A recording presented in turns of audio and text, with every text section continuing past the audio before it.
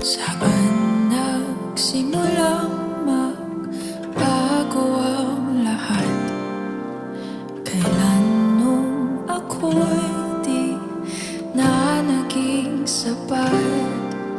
Ba't di mo sinabi